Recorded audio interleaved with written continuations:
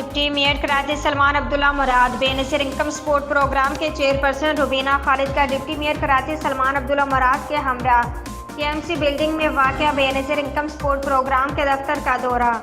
Pakistan Peoples party نے ملک کی غریب خواتین کے لیے بے نظیر انکم سپورٹ کارڈ متعارف کروایا، جو دنیا بھر میں سراہا جا رہا ہے۔ بین الاقوامی ادارے بھی بے نظیر کارڈ کے تصور کو اپنا رہے ہیں۔ بے نظیر انکم سپورٹ پروگرام کا مقصد ان لوگوں کو مدد فراہم کرنا ہے جنہیں سخت ضرورت ہے۔